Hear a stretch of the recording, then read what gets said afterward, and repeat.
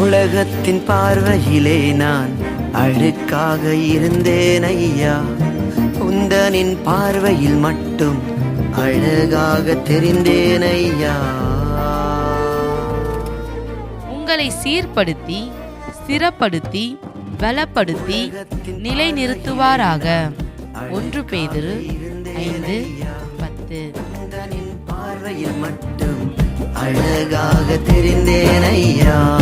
அழுக்கென்று தூக்கி எறியாமல் அழகென்று அணைத்துக் கொண்டீரே, அழுக்கென்று தூக்கி எறியாமல் அழகென்று அணைத்துக் கொண்டீரே.